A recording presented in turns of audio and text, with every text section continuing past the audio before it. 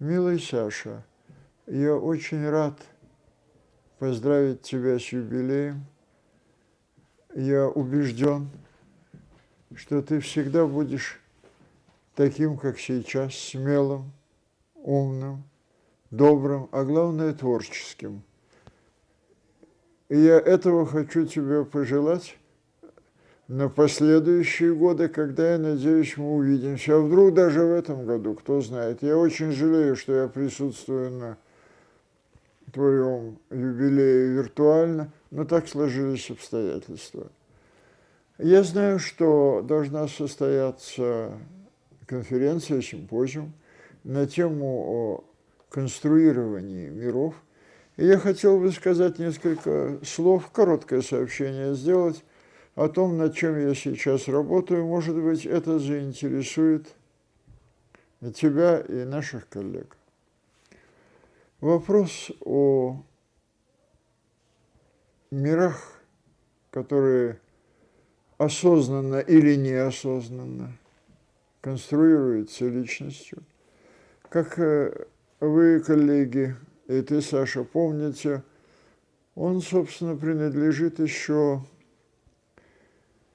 индийской философии, где и был выдвинут принцип «тат-твам аси».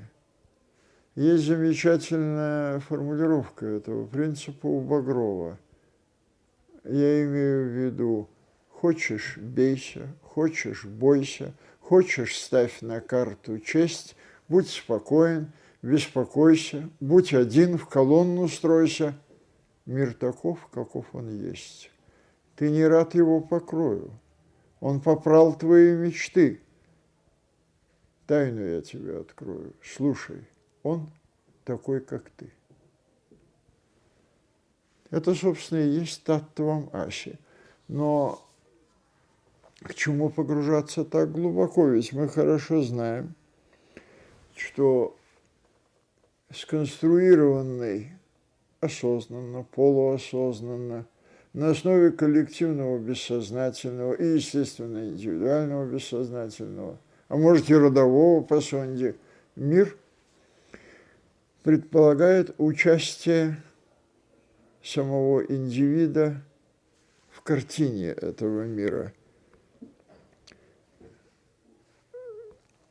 Наше существование как бы встроено в этот мир, в эту картину мира. И эта специфическая особенность нашего существования была доступна интуиции старых мастеров, испанских в частности, которые находили в композиции место для своего изображения. И это не только к живописи относится. Как писал один из Серапионовых братьев, Николай Тихонов будет стоять перед нашим взором, исторически включенный в картину, им созданную, в сущности, в мир, который он построил, сконструировал. Но и вне, собственно, художественной литературы, да и вообще вне свободных искусств, так сказать, стоит вопрос о том, как его, собственно, сформулировал Лефевр, что надо включить биологическую действительность в картину мира как некоторую норму, которая, естественно, в ней необходима. Что это за некоторая норма? Это естественная реализация антропного принципа. То, над чем я сейчас работаю, заключается в анализе и частично экспериментальном исследовании вопроса о том, что сконструированный мир существует нарративно. Он протяжен. Его существенная особенность заключается в передаче действия и преодолении интервала между передачами. Возможно, что в коллективном бессознательном существует исторически обусловленный мотив обостренного интереса к ситуациям преодоления интервала и вообще к передаче действия. Ведь и зарождение новой жизни, зачатие, Это тоже передача действия в форме преодоления дистанции. Я бы хотел обратить внимание коллег на то, что среди психологических элементов мира и картины мира важное место занимают внефизические связи и замещение одного другим, метафоры и метонимия. Классическое замещение в условиях, классическое для условий рыночной экономики, это цена, сумма, которая как бы замещает собой вещь. И это замещение метонимическое. Есть замечательный кадр в кинофильме «Чудотворец» по Уэллсу, фильм, по-моему, 1936 или 1938 года, где пиджак сам по воле чудотворца повисает на вешалке, и при этом рука взлетает вверх, и вот уже на костюме раскачивается то ли фирменный лейбл, то ли цена. То есть в фантастическом мире оживает метонимия. Вот сама по себе взаимосвязь метонимии и метафоры, о которой так много или, по крайней мере, так серьезно думал Бодрияр, представляет, по-моему, значительный психологический интерес. Известен апокриф. Вам, коллеги, он, конечно, известен, я просто напомню вам детали. Известен апокриф об Александре Блоке, о том, что он согласился составить небольшой словарик для матросов Балтийского флота, с тем, чтобы они могли понимать произведения классической литературы. С очень точными определениями типа лорнет, вроде очков, но с ручкой. Платоническая любовь, без взаимности. Идея, сильная мысль. Все очень точно. Но вот почему идея сильная мысль, в чем эта сила заключается? Макс Вебер дал на этот вопрос исчерпывающий ответ. Идея – это мысль, которая указывает направление. Но в какую сторону? Очевидно, в сторону того, что субъекту не хватает, в сторону решения, в сторону того, что снимает неопределенность ситуации. Помните у Ортеги, что человек – это то, что он есть, и то, чего ему не хватает. Вот, если вспомнить Бодрияра, то сквозь разрушенную метафору проходит метонимия, указывающая на то, чего именно человеку недостает. Можно даже сказать, что сознание наполнено тем, что снаружи, в той мере, в какой оно ищет то, чего человеку не хватает внутри. В том, что есть сознание, входит то, что имеет значение. Или даже поиск того, что имеет значение. Не случайно Жираду говорил о том, что единственный способ ночью не увидеть светлячка – это его осветить. Становится понятно, почему мы видим весь физический мир, но не видим сознание. Потому что это не отражение, как нас когда-то учили, а освещение. Освещение мира. Разумеется, формы освещения различаются. И совершенно прав Говард Гарднер, полагаю, я цитирую, что стоило бы заняться тщательным изучением различий между людьми, которые используют фокусированный лазерный интеллект, и теми, чей находящийся в поиске интеллект напоминает прожектор. Это очень красивая метафора у Гарднера. Думается мне, мысленная передача действия, мысленная, в значительной степени состоит из указания направления. В целях определения уровня, на котором осознается и мотивируется передача, можно воспользоваться тестом, в котором представлены частично систематизированные стимулы, сочетающие метонимические и метафорические аспекты механизма смыслового восприятия.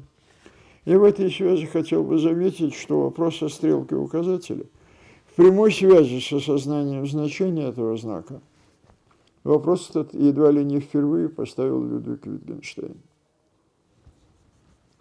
Вот диективная функция знака,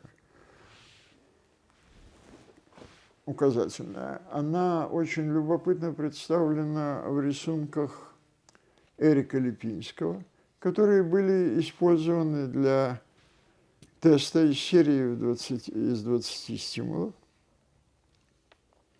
которые позволяют выявить определенные уровни интерпретации знака. Вот показать бы, что ли, вот было бы. Это можно как-то сделать? Вот давайте попробуем.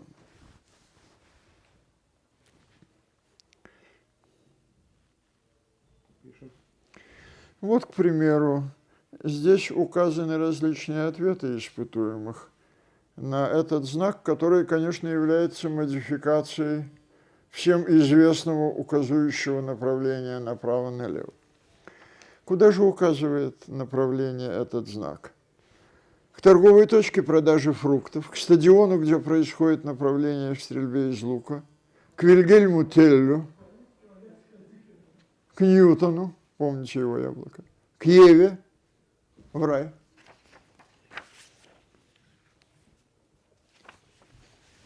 Или стимул номер 6. К туристическому агентству, на тропический пляж, переход на другой уровень, отпуск уже недалеко, к Робинзону Крузо, к инженеру Гарину, помните финал романа, по маршруту капитана Кука и даже сохраняйте редкие растения. Или в часовой магазин, к часовщику, не опаздывайте, место важных встреч, к Сальвадору Дали. Есть очень любопытные ходы, и я воспользуюсь случаем показать некоторые из них.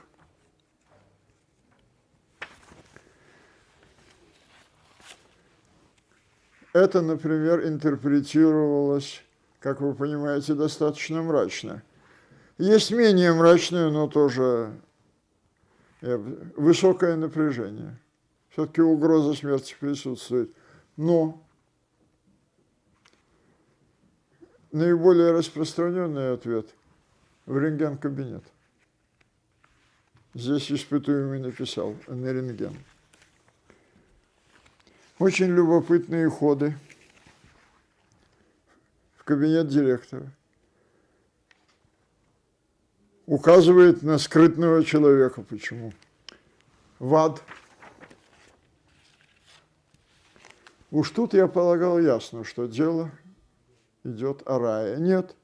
Испытуемые предлагали самые любопытные варианты, например, дрессированная змея. Коллеги, я не буду отнимать у вас времени.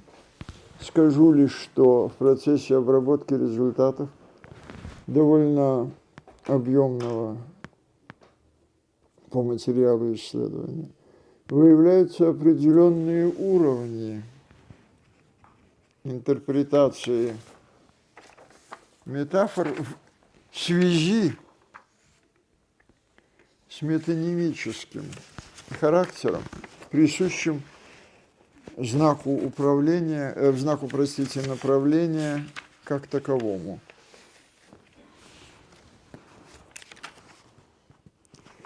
Здесь возникает очень любопытная вещь, связанная с тем, что передача действия через уровень SR, через стимул-реакция,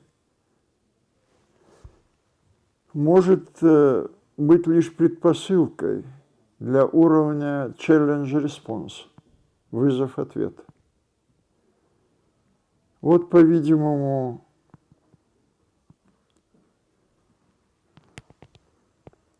переход,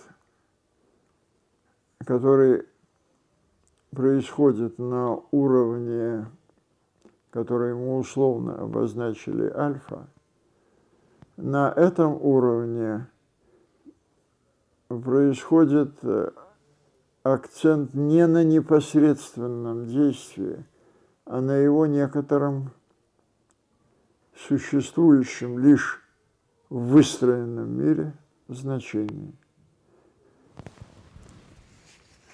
Говард Гарднер с его представлением о множественности интеллектов, модель очень любопытная, говорит о том, что, видимо, есть и, собственно, метафорический интеллект. Думается мне, что идеи Гарднера могут найти свое место в представлении о множественности выстроенных или сконструированных миров. В представлении, которое, как мне кажется, близко идеям